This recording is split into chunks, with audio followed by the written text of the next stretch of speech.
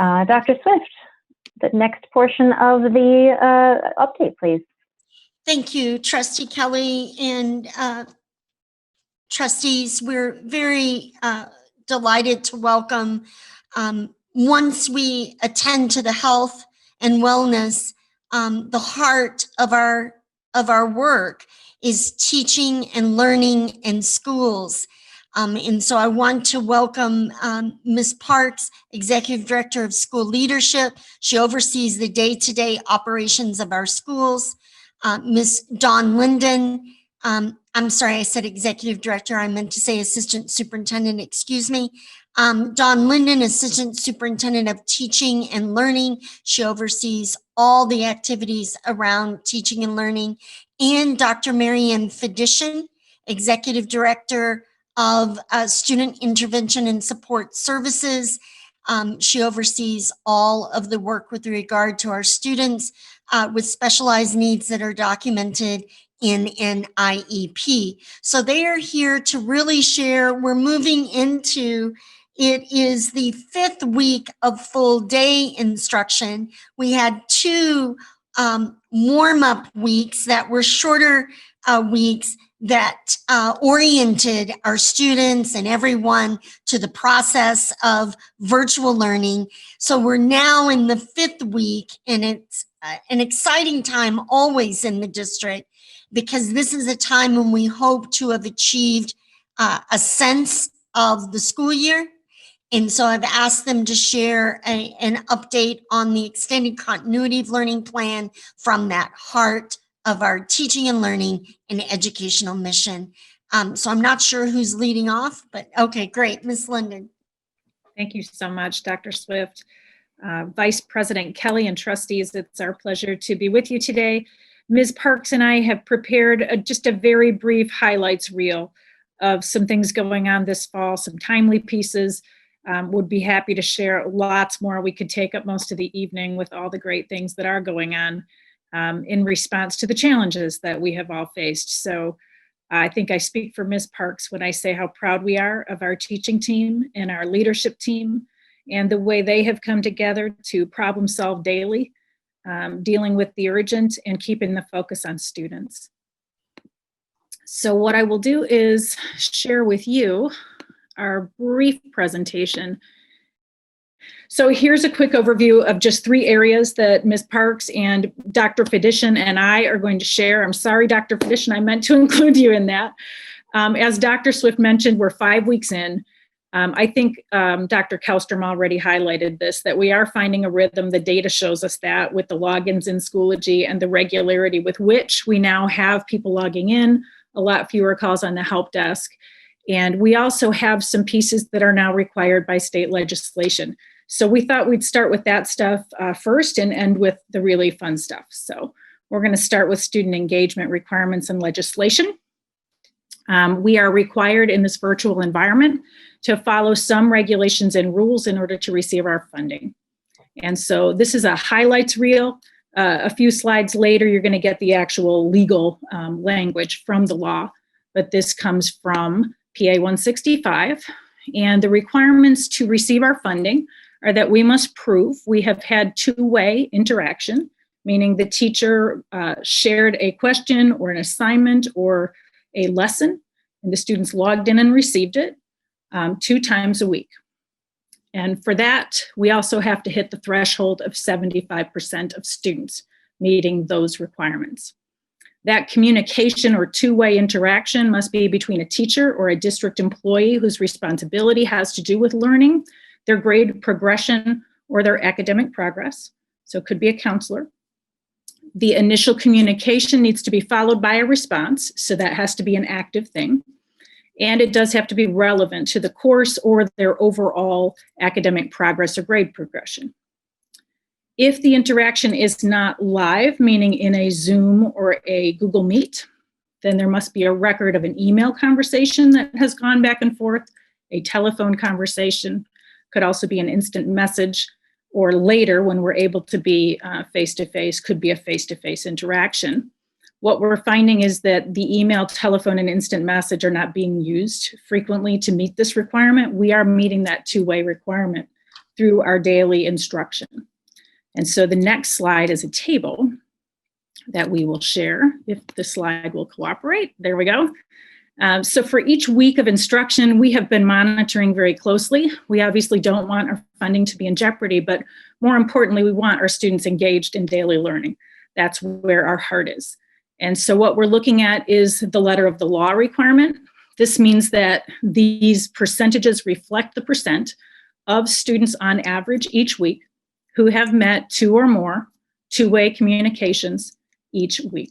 And we have hit, as you can see, well beyond our 75% threshold by being above 94% in most cases. That first week you'll see was our lowest, not surprising, our first week in launching. But you can see now we've reached a consistency of about 94% all across the levels. So I'm going to hand off to my colleague, Ms. Parks. Thank you, Ms. Linden, and good evening, trustees and community. Here in Ann Arbor Public Schools, we know that it's important for our students to attend school daily. And so we want to make sure that we have a measure and a record of the daily learning that our students are engaged in. And so unlike the state legislative measure of 2 times per week, we're recording attendance daily here in Ann Arbor Public Schools. And we count present as a student who's logged in at any point during their learning block. If a student does not log in during their learning block, they are marked not present or unverified. That's our code that we use in Power School. And as it has always been our practice, in real time, our school teams are following up with families on those absences so that we can see if there's anything that we can do in real time to assist with getting students logged in and attending classrooms. And so the next slide. To that end, our average daily attendance rates are a little bit lower than the student TwoWay interaction rates because, again, this is the daily attendance of our students as opposed to that 2 times per week TwoWay interaction that was on that slide that Ms. Linden shared with you. Mm-hmm. And so, again, they're a little lower percentages, but still 90% or more or greater in most of our levels as the weeks have progressed. And as we also talk about in the next slide, how to support students who are not engaging or are not attending, what are some of the ways that that looks like? What are some of our school teams doing in order to get our students connected? We're engaging with parents very directly in real time. Just had a recent conversation with an intervention specialist who he popped in to check in on a student in the class. The student wasn't there. He called the parent. Parent said, I got him up about 30 minutes ago for class. She went in to check. He'd fallen back asleep. She got him up and he was able to log into class right then and there. And so our school teams are following up with parents in real time when students are not present. We are also serving as a bridge to remedy the technology needs and concerns that some of our families experience that provide or cause a barrier to attendance and engagement. We're working with our community centers and our community partners to help wrap around and support in partnership with them, the families who live and reside in their communities, to see if there's things that we can do collectively to get students engaged in school and attending school. We are also holding virtual small group supports for students. So our school teams are building literacy experts, our Title I staff, our intervention specialists, our counselors, social workers, administrators, and of course our teachers. They're holding small group supports that range from tutoring sessions so that students feel comfortable and confident engaging in class and attending class, to other groups like some executive functioning to build skills to stay organized. We also have at one of our schools right now, next week, they'll be starting the Lego lunch, because the thinking there is if we get kids connected and engaged around something fun, we can keep them for the academic and content that we want them to stay and remain engaged in. So we're trying to really think about lots of creative ways, in many ways, that we can get our students engaged not just in the classroom settings, but also in some of our small group support settings as well. And when we get to our hybrid phase of learning, when it's safe to do so, we will certainly have more frequent in-person supports for our students who are the most at risk. So I'll hop to this slide. This is that wonderfully entertaining state legislation side. We wanted to include the actual language here for the public and of course for the board. Just some highlights of 1, 2, and 3. So part 1 is talking about count week. That's the official week where we have to record our attendance. And so for count week and every consecutive week for 3 weeks, we need to make sure there is at least one two-way interaction during the week. So that's the requirement during count week. Number 2 talks about during every day of the year, we have to hit that threshold of 75%, which we talked about. And part 3 issues us a little bit of leeway on 1 two-way interaction versus 2. So if we're not hitting the mark with 2 two-way interactions, there is some leeway to use the count week guidance and record 1 two-way interaction and still meet our threshold of 75%. But as you can see from the previous tables, we're in no danger of missing our 75% target. And now we'll hand off to our colleague, Dr. Fedician. Good evening, Board of Trustees and community. Thank you so much for the opportunity to speak with you tonight. So as I talk about student intervention and support services, the first area that I would like to focus on is student and family services and support. We all know since March, Dr. Swift has been extremely adamant about the need to spend extra time and attention to our students with special needs. Well, we know that our specialized services have been provided since we came back to school September 8th. Our students have been receiving those services from either self-contained teachers, teacher consultants, and resource teachers. They've been involved in that since all students returned. As far as ancillary related services, we have begun at the very latest September 21st, and in many cases prior to that. So your students have been receiving their speech, social work, OT, and physical therapy services since the beginning of the school year. Our IEP meetings continue to be convened, and the focus is addressing student specialized services in the virtual environment. Additionally, our paraprofessionals are supporting students with access to both technology and curriculum. What is new this year is that our paraprofessionals have complete access to district devices. And so their access to technology and support to students has been of paramount importance so that they can continue the support for your students and our students. 2 really important aspects that student intervention and support services has been focusing on is, first of all, our parent support groups. This is something that we initiated in the spring, and we will be continuing through this school year. Our parent support groups are designed to be 2 times per month. You can access additional information both on the website. Our built-in principals have shared that, and also your classroom teachers have shared that information. And really, it's an opportunity for parents who have been struggling at this point in time, and I know a lot of our parents have been struggling to help our students access the virtual environment. It's an ability for parents to meet with each other, to share those things that are successful, to share things that are challenging for them, and to have our professionals provide you resources and support to help your child access the virtual environment. The other important resource that we have in place is our SISS resources. This is on our website, and it's an excellent opportunity for parents and teachers to access supports that you need for your students. We've heard since March, and we continue to hear, that there are parents that are struggling to help their children engage or to help their children develop a concise schedule for their learning. This particular resource site will help you in a wide variety of areas, varying from academics to social emotional support to even behavioral supports, including scheduling for your child to help you throughout the day. It's an excellent resource for both parents and students, and we increasingly support that and support your access to that.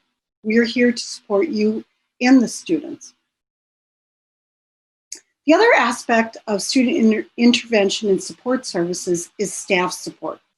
So one of the things that we have ongoing every single week since we began the school year, and we continue throughout the month of October, is our ongoing paraprofessional technology trainings. This is occurring weekly, so we want to make sure that our paraprofessionals are able to fully support students in the virtual environment. We want them to be able to help students access not only the technology, but also the curriculum, to be able to, in a sense, in a virtual environment, do what they have done in the face-to-face, which is help them access the learning and support them in a way that's above and beyond what both our teachers, our self-contained teachers, our special education instructors, and our general education instructors have been able to do for them. We also want to ensure that we have ongoing paraprofessional sessions to support them in meeting student needs. We're working with our paraprofessionals to make sure that we're doing the best that we can to help them help your children in the most supportive, encouraging environment. Thank you, Dr. Fedician. It's a good time to pause and recognize the hard work of our student intervention support services staff.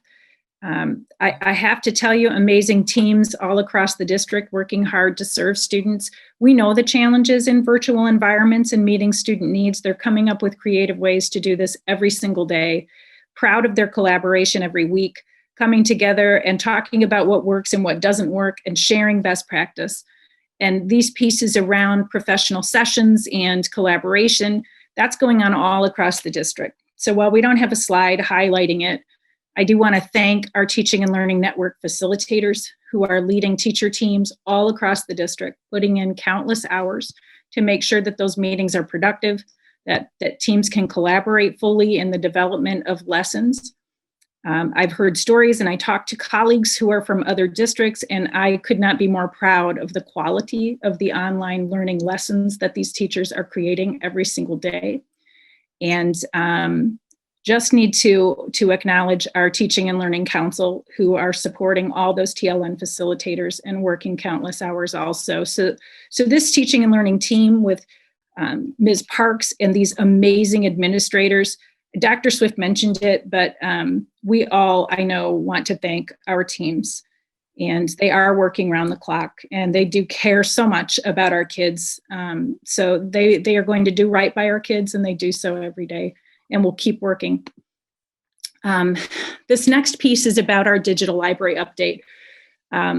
Trustees and Dr. Swift, you will recall we talked about this a few weeks ago, and we very much appreciate your support in purchasing both the Sora system and the Renaissance Mayan system. And so this is a progress update. I'm starting with the good stuff up front. And for the public, I'm just going to go through exactly what these are one more time, just so everybody knows what we're talking about. Sora is a digital library that is accessible to all students PK-12 in our district. And it is essentially just like going into a school library and checking out a book, only you get to do this from the comfort of your home and at any time of day or night. And so our librarians and our English language arts teachers have been putting in countless hours curating this collection, identifying diverse authors, diverse representations of students, making sure that this collection is the very best we can put in front of our students that we possibly can. And they're making great headway, but it's an incredible amount of work, as you can imagine, filling an entire library with content. And so I'm proud again of this collaboration, of the amazing work of Jennifer Colby and the librarian team, and in collaboration with the English Language Arts Department. And the great news is we began using this tool in a small scale rollout with the middle school students in their ELA coursework. So they are selecting books from a range, and they're working together in teams, reading the same book, essentially a book group, connected to their course content. And so they've gone in, they've checked out the books, we've worked out any glitches, of which there were very few, and it looks like things are rolling along beautifully. And so what we anticipate is by the end of the month, November 2nd, probably at the latest, that collection will be curated enough so that if students log in, they can all check out a book that they want to check out. So that's our goal. We're proud of the work. And then on the Renaissance Mayan side, you'll recall this is pre-K through 5. This is also a digital library, but it's connected to instruction in the classroom. So what we have missed being virtual, along with many other things, is having access to these classroom libraries, these sets of materials that teachers regularly use with their students in small groups. And so this was a major priority for our district to get this up and running quickly. And what you're looking at now are the metrics for the full-scale rollout, which happened just a week ago today. So in 1 week, we have had 8,005 students logging in, 674 faculty members using it, finished books at a count of 4,386, and the hours 1,138 hours and 35 minutes spent reading at the time we pulled this data. So it's gone up since then. That's the great news. And we're really, really happy about that. So for the public, we just want to review again that Sora is our digital library. We're excited about this for a lot of equity reasons in particular, but for this one, which means that oftentimes when a student checks out a hard copy paper book, and they may lose it or not be able to find it or return it. And it prevents them from checking out another one, which is the last thing we would want. When it's a digital book, it gets automatically returned. And so a student doesn't have to keep track of that. And it's a really important piece, along with many other elements that are going into curating this collection so that our students can see themselves in these books. These were, as you recall, trustees, the criteria that we used to select this system: that it was equitably accessed, that we had diverse authors and culturally representative text available to us. This had the largest selection, that it was personalized, that students could be independent in their choice, that it could also be used instructionally in small groups or with whole classes. It was easy, and that it had interoperability with Schoology, which it does. And just a quick snapshot of some of the other tools that we can access because it is digital, that can assist students who may have reading challenges like dyslexia. Some weighted text here and some examples of things that can be turned on and used regularly while reading a book for pleasure. And then the Renaissance Mayan system, again, similar criteria. In this case, we really wanted the digital content to be leveled so that a teacher could pull the content he or she needed in order to meet the needs of specific students and teams of students. We wanted these to be designed particularly for reading instruction. And we wanted nonfiction and fiction. That balance is really, really important, along with all the same pieces that we just talked about. And so we included a quick snapshot again of the interface with Mayan Renaissance. So we hope, trustees, that you'll be hearing from our public about how fun using these tools are over the coming weeks. And then to wrap up, Dr. Fedician and Ms. Parks and I just want to speak directly to our community and make sure that our families know that even though we are in this virtual environment and we have a specified schedule, we really want families to understand that we want to work with you. Our administrators and our teachers want to work with you. So if the schedule is not working for you, if your student is disengaged, if anything is going on that gets in the way of your student engaging and connecting, we want to know about it. So we invite you to please stay in close communication. Teachers want to hear from you. I know the administrators want to hear from you. We would like to hear from you. Please talk to us because we will be able to create flexible learning paths for you. And thank you very much for allowing us to share this with you tonight. Thank you so much. This is always so incredible, the scale at which you're able to bring these things together. Those reading numbers, I mean, that was just the pilot start numbers. I just wanted to share, trustees, I know the hour is late, but I'm delighted to share that Ms. Minnick has reached out to confirm And it turns out that we have been confirmed for emergency food distribution through June 20th of 2021. So I just appreciate Ms. Minnick confirming that, and you heard it here first. And in our current existence, isn't it wonderful to have some good news? That's incredible. Thank you so much for not only doing the work to ensure that all the way through June, but also to give us such a quick update on that. That's good. That's terrific. All right, Dr. Swift, it looks like some of your team has gone away without us being able to say such a huge thank you to them, but I'm sure you will. They're still there. They're just being moved around. No. So there they are. Thank you so much. Thank you. Thank you, everybody.